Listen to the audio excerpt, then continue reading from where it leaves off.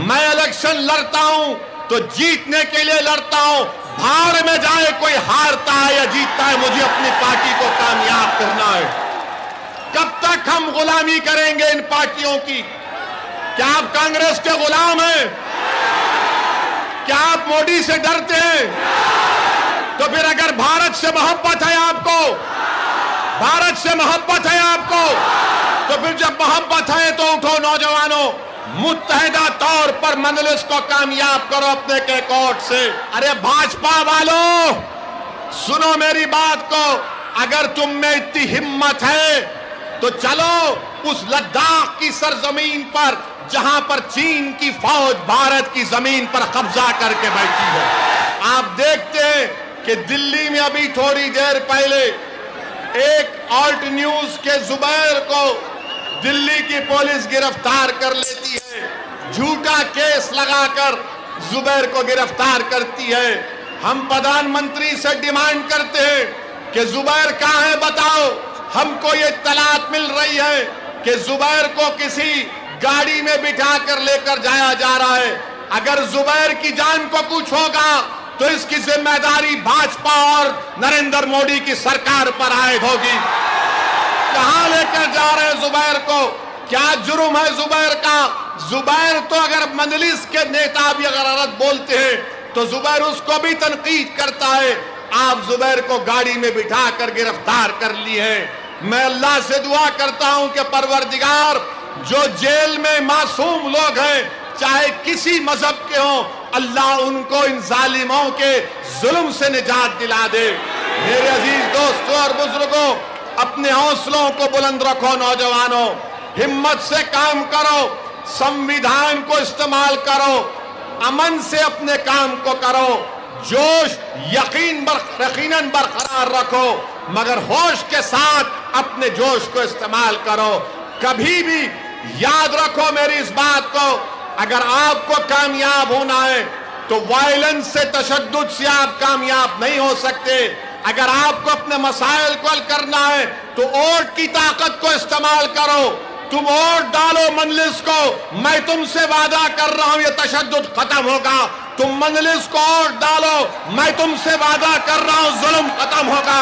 तुम वोट डालो मजलिस को, हम भारत को मजबूत करेंगे। तुम वोट डालो मजलिस को, हम एतमाद को और पैदा करेंगे भारत के संविधान में। मेरे अजीज दोस्तों और बुजुर्गों, मैं आपको ये बताने आया हूं कि आपको एक सियासी कुव्वत बनना है।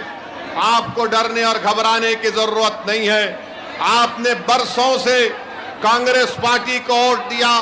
जो नौजवान अगर 2002 में पैदा हुआ उसने सिर्फ भाजपा की सरकार मध्य प्रदेश में देखी, मगर आज मजलिस इत्तेहादुल मुस्लिमीन की मुखालिफत में बराबर भाजपा भी है और कांग्रेस भी है। और कांग्रेस का हमेशा इल्जाम कि मजलिस इत्तेहादुल मुस्लिमीन वोट डिवाइड करती है।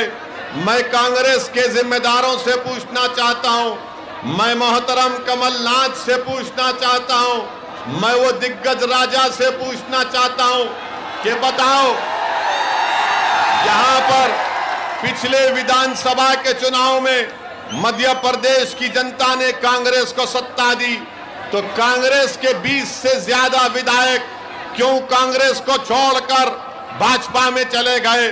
कांग्रेस का बहुत बड़ा नेता जिसका नाम सिंधिया है, वो कांग्रेस को छोड़कर भाजपा में चले गए। अगर तुम्हारे 20-20 विधायक कांग्रेस को छोड़कर भाजपा में चले जाते हैं, अगर सिंधिया कांग्रेस को खुदाफिज कहकर मोदी के गोद में बैठकर चाय पीती है, तो बताओ इसका जिम्मेदार कौन है? इसका जिम्मेदार ओवैसी है या इसका जिम्मेदार कमलनाथ और कांग्रेस पार्टी है? मेरे अजीज दोस्तों और बुजुर्गों, मेरी इस बात को जहन नशीन कर लीजिए कि आप में इतनी ताकत नहीं है कि आप किसी पार्टी को सत्ता में आने से रोक सकते हैं। आप में इतनी ताकत जरूर है कि अगर आप मुत्तहिद हो जाएंगे तो आप अपने वोट से, अपने सियासी शऊर की बुनियाद पर मजलिस इत्तेहादुल मुस्लिमीन के नुमाइंदों को यहां पर कॉरपोरेटर भी बना सकेंगे, यहां से उनको विधानसभा में एमएलए बनाकर भिजा सकेंगे, लोग पूछते हैं कि मजलिस का अगर उम्मीदवार जीत जाएगा तो क्या होगा।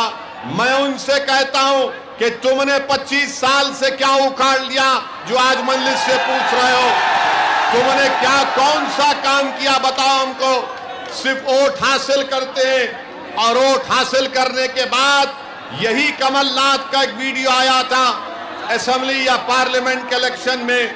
कमलनाथ कह रहे थे, मुसलमानों से कह रहे थे कि आप खामोश हो जाओ, आप खामोश हो जाओ। आज असदुद्दीन ओवैसी जबलपुर को आकर आपसे कह रहा है कि खामोश नहीं रहना है, शोर मचाना है, आवाज उठाना है। और याद रखिए, जो कौम, जो समाज खामोश हो जाता है वो जिंदा नहीं कहलाता, वो मुर्दा कहलाता है। तो अब खामोशी को तोड़ना है, सन्नाटे को तोड़ना है और आपको इस अंधेरे में, इस फिरका परस्ती के अंधेरे में, इस नफरत के अंधेरे में आपको एक चिराग जलाना है। वो चिराग उसी वक्त जलेगा जब आप इत्तेहाद को मजबूत करेंगे। भाजपा की सरकार सेंधवा में, खरगोन में जुल्म किया और घरों को तोड़ दिया। याद रखो भाजपा वालों, इख्तिदार इंदिरा गांधी के पास भी नहीं रहा। याद रखो भाजपा वालों, इख्तिदार नेहरू के पास भी नहीं रहा। याद रखो भाजपा वालों, इख्तिदार मोदी के पास भी नहीं रहेगा इंशाअल्लाह ताला। इख्तिदार के नशे में डूबकर अगर आप किसी गरीब का घर तोड़ रहे हैं तो डरो उस गरीब की हाय से, डरो उस गरीब की तकलीफ से।